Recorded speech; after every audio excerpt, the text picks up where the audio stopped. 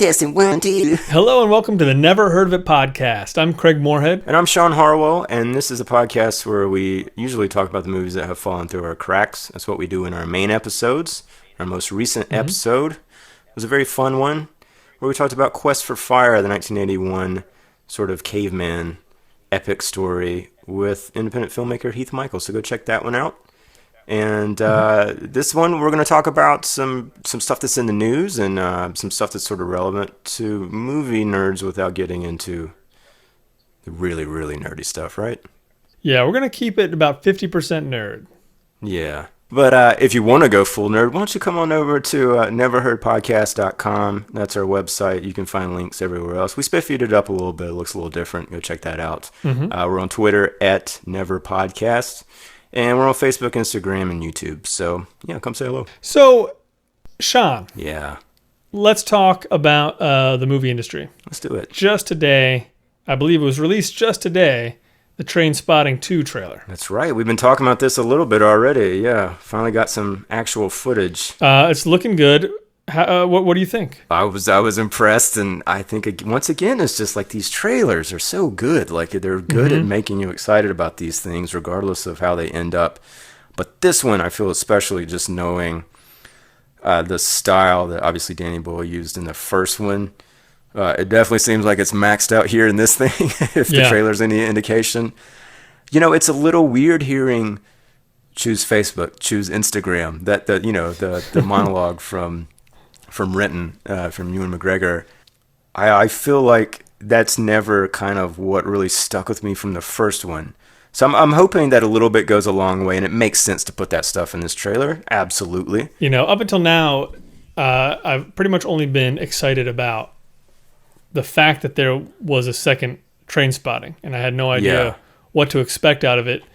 But yeah, seeing the trailer, and exactly like what you're saying, like there's so much. I don't know. There's just so many great visuals. Anyway. And just seeing all those guys again. I don't know. It looks pretty exciting. I'm interested to see another trailer. I'm sure we'll get another trailer that kind of goes into the story a little more. But yeah, it's looking good. Yeah, I think two final little things on that. I like the idea that this might be about the fact that addicts sometimes quit their drug of choice, but that doesn't mean that they lose their addictive personalities, and it definitely seems like that's in effect here, like they're exploring that idea. I think that's really interesting.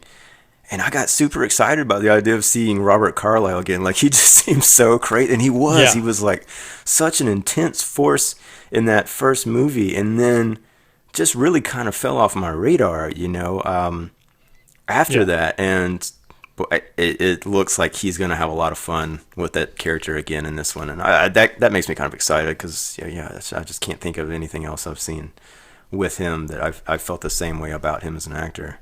I agree. Get it.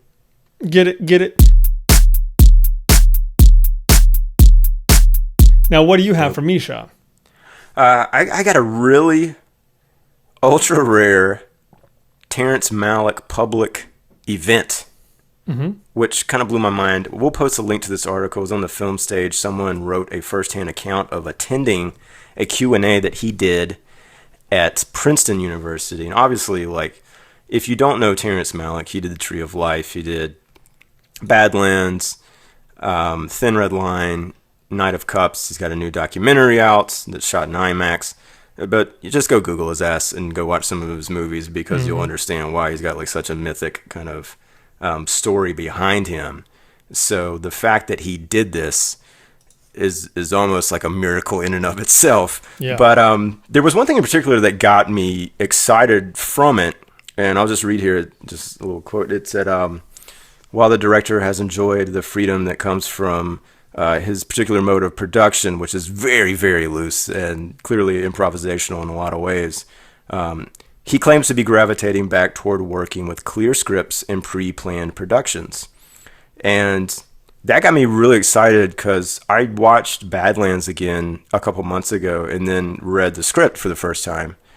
And I think there's maybe one scene in that script that did not make it in the final movie, and the rest is like almost word for word. Yeah. And to compare that to like what Tree of Life obviously must have been, they're just night and day, like stylistically for sure. Yeah. And I love Badlands. I don't know. I was thinking about it, like, I don't know. Do you have a favorite Terrence Malick movie? And if you do, would you say it's different from what you would say is his best movie, if that makes sense? That's a good question. Both Badlands and Days of Heaven have very big places in my heart. Mm-hmm. There are a few here that I haven't seen, but yeah, I mean, I liked The Tree of Life, and I liked a lot of what he was doing in it, but I still got to say, like, that style still tends to lose me.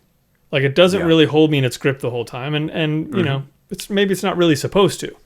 It's pretty free floating. Whereas something like Badlands, like you're saying, is very, very tight. That's a very tight movie. I mean, Days of Thunder is even a little looser than that. Mm-hmm. Yeah, I mean, that's really interesting too, to me. That he's wanting to go back to things that are a little more structured. That in a weird way, it's exciting to me, and it makes me want to watch, Knight of Cups even more, and To the Wonder even more, just because just the fact that he hasn't abandoned structure altogether. Like, I kind of want to, check out what he's doing. Well, they do add the caveat that he said he actually thinks that maybe having a more pre-planned idea or script and set will give him in some ways more freedom to go off the rails, because the rails themselves will be more clear, to use their metaphor. Sure. So it may still end up looking exactly like the Terrence Malick of this decade, but yeah. And so I don't know. I'm torn. I really, really loved The Thin Red Line. Yeah. That's maybe the movie of his that I've watched the most. And I don't know, it's weird. Kind of clicked all the right little boxes for me. Sure. But I still think Badlands might be the best. It's the cleanest, the simplest. There's something, if you haven't seen it, definitely worth checking out. Yeah. A great Criterion Blu-ray, which will provide a nice and lame segue to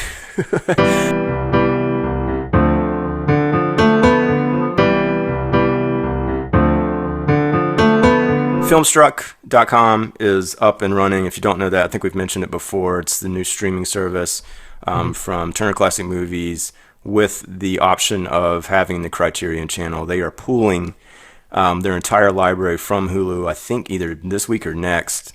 I think, by the time this comes out, probably that week. So all those movies are going away.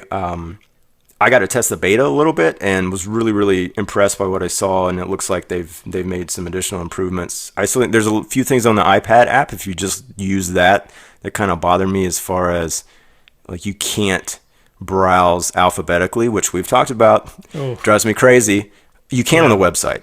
So it's kind of cool. They've also got some stuff from the Criterion channel. I was just looking around today that's out of print, like Silence of the Lambs. Mm-hmm. Which is pretty cool. I don't know if they have... Some of the special features are transferring from their editions, and obviously they're known for packing those DVDs and Blu-rays full of features. Some of those are on this new service and new site. They also do some original stuff. I watched a pretty cool little documentary on Kurosawa that they did originally. Really nice production value. They do some intros into certain films on the site, not unlike they do on TCM. Those are also great. I think having any kind of context or organizing concept is completely foreign to so many streaming sites that it baffles the mind to just go look at this and go, oh, okay, here's some things that they group together that are early Kubrick movies, or Fritz Lang, or just just so many native people, native lands. Why is that like a new idea?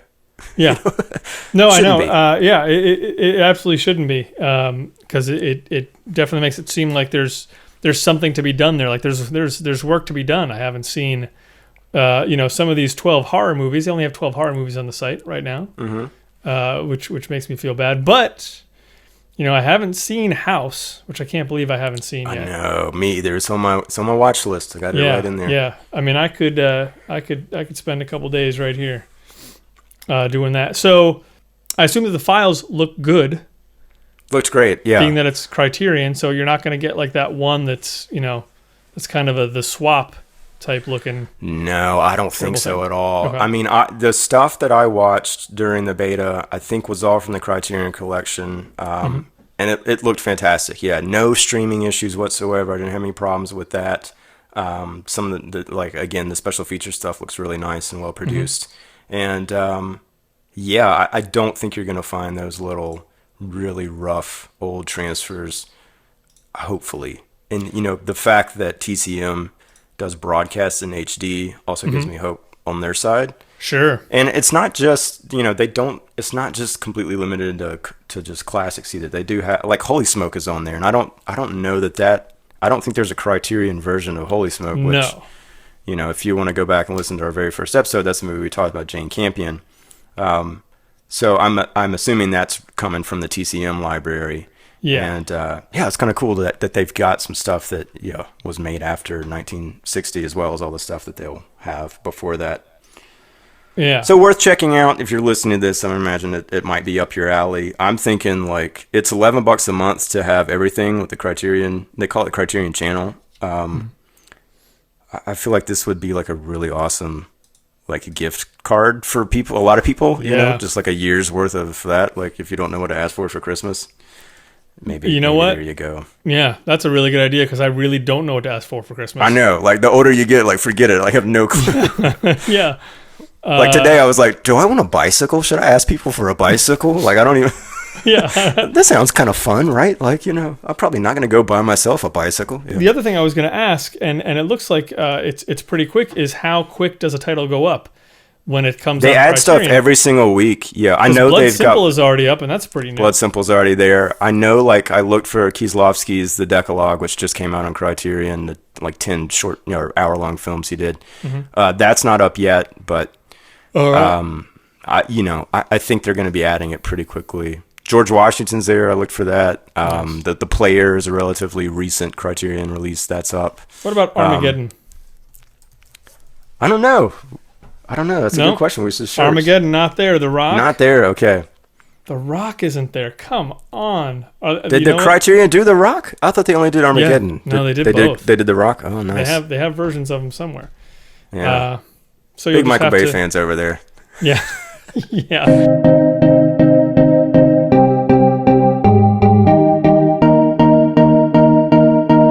The documentary Stanley Kubrick's Boxes, which was produced in the UK, I believe, perhaps for one of their 17 BBC stations. I'm not positive. I've never seen it. I'm really excited about it. I mean, I think it is literally just about his file system and the massive amount of material that he collected and organized and used for research on his films. That's streaming on Vimeo now. I don't think it had been for quite some time. It's only like 45 minutes. Oh, nice. Really excited to check that out. I did finally read the Stanley Kubrick and Me book by Emilio de Alessandro, his longtime assistant and driver. How's that? And hands down one of the best things I've read in a while, like period. Nice. Like it's nothing else I've read about Kubrick has given like that complete of a picture and done so without really talking about his movies at all. It's just so much more about the process. From the point of view of someone who doesn't understand or really even care about like technique or anything like that, or even just the artistic value of it. It was really just about like what his daily work life looked like, and it was insane. Like it really, like he lived to do research basically. And that's why he had 8 million boxes full of this stuff. Yeah. So, can't wait to dive into that documentary. Should be exciting. Can't wait to dive into that documentary. Should be exciting. Can't wait to dive into that documentary. Should be exciting. Oh, Craig, do I dare even say this? It's box office time. All right. Here's the thing, guys. We're not good. We're not good at this. And We thought we had this one in the bag because the movie Inferno came out. Ron Howard directing it. David Koepp wrote the screenplay. You got Tom Hanks in it, for goodness sake. Of course that's going to be the number one movie. You don't even have to think about it. I haven't watched any of those movies. I'm not going to go see Inferno, but I know it's going to be number one. Shawn, it's not number one. I think we should have thought about it. We really should have thought about it, because what came out of nowhere but Boo, a Medea Halloween, which I'm sure we jokingly snickered at. Oh, a Boo, a Medea Halloween. That won't be number one. Well, yes, it was. So really, we snickered a little bit. We did. Snickered a little bit, and this, I think this teaches us a valuable lesson to not snicker. It's made $57 million in 2 weeks. That's insane. There are now 2 more Medea movies coming from Lionsgate. I just saw because that one, yes, absolutely legit, because that has done so well. Like, that's how big a weekend that had. I am going to see Boo, a Medea Halloween. I feel like we should. I know. I just looked at the poster. I haven't seen the trailer yet. I just looked at the poster. I'm like, yeah, why wouldn't I watch this? This is a Medea horror movie. I did watch the trailer a long time ago because I got kind of excited about the general idea of it. Yeah, no, I got to watch it. I have to stop looking down my nose at things because there's nothing under my nose. It's all above my nose. All right, if you're listening to this right now and you've seen the Tyler Perry filmography, is there a Medea movie we should watch? A, and B, soon as Boo hits the onlines, we're on it. We're doing a Boo episode. Got to do the Boo episode. Oh man! Prepare yourselves now. You're gonna have to pony up. Yeah. Whatever it costs to rent it from iTunes, Google Play, wherever you go. Save your money. Ask for it for Christmas. We're gonna watch it. We're all gonna watch it together. That's right, and we're gonna learn how to be humble. All right, so we're talking the weekend of Friday the 11th through the 13th. That's right. You got Almost Christmas, which I've never heard of. You've got Danny Glover, Monique is in this, Omar Epps, a couple other people. Comedy, obviously a holiday-themed comedy, so look what it could possibly do. The Arrival is happening on 2,200 screens. Dennis Villeneuve, however you say his name, Blade Runner Sicario guy. You should be excited about this big sci-fi movie. It looks awesome. Something called Shut In, which is Naomi Watts' thriller, is opening on a little under 2,000 screens. I don't know anything about that. No. But those are the big releases. Along with that, you've got Ang Lee's new movie, Billy Lynn's Long Halftime Walk, which I can't stand that title, but I've heard very mixed to ecstatic things about that. Also, I think he shot in the higher frame rate, which should be interesting, given how well that was received by The Hobbit. And you've still got, obviously, the big movie I think that'll be hanging on is Doctor Strange, which last weekend was number one at the box office. Oh. Edging out Trolls and the new Mel Gibson movie, Hacksaw Ridge, starring Andrew Garfield. Right. And on a much, much smaller release, new Jeff Nichols movie, Loving. Okay, so let's talk about Craig's top 5. Now, people, look. At this point, we're all living in Hillary Clinton, Donald Trump's America. And God, things are a little different now. We all have a lot of things to think about in the coming days. Here's what I'm going to do. Okay. I think it's going to be Doctor Strange at the top. Now, Trolls just came out with Doctor Strange too. Massive release, 4,000 screens. Yeah, somehow Trolls didn't beat Doctor Strange. The trailers for Trolls, not killing me. I kind of feel the same way about Trolls I felt about Storks. And I think I ended up correct on Storks. They are right now plotting the Trolls and Storks merger movie. Oh, they should. Yeah. Trolls. Yes, it's going to be a pretty big franchise. Yeah. Strolls. Strolls. So I'm just going to say Trolls is not going to do it. I'm going to say, like, most of the people who would be taking their kids to Trolls actually snuck their kids into Doctor Strange, and that's why things went great. So yeah, it's going to be Doctor Strange again. I'm going to put Boo at number 2, just because I like its moxie.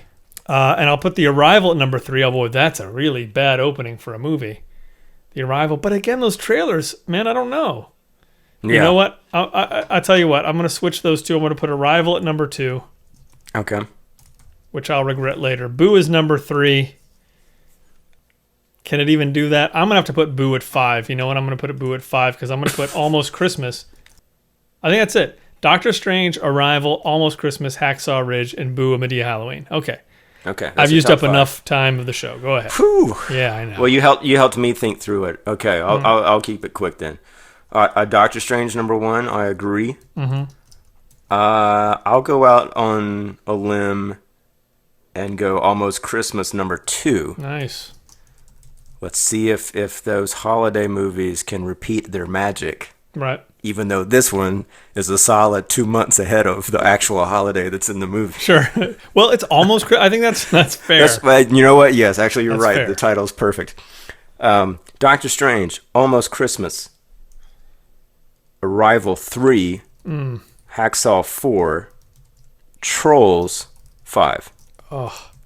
I think the Medea audience will have tapped out by then. Enough to make it down. It's still top 10, absolutely. I think it slips out of top 5. Interesting. Yeah, I guess it does have a whole interesting to go there. And probably wrong if history serves any lesson. Yeah. I'm sorry. Yeah, but I'll tell you one thing you could do instead of going to the movies this weekend. Oh. Or in addition to going to the movies this weekend. Sure. You could always just stay home and watch the season premiere of Red Oaks season 2 that's a on good Amazon idea. Prime. I mean, you could do that. You don't have to go outside. You don't have to see the crowds, spend any money. Are any one of those movies going to be better than this? Probably not. I don't know. Yeah, Trolls I don't won't. know. I mean, I'm prepared to eat crow when it comes to Boo, but Sure.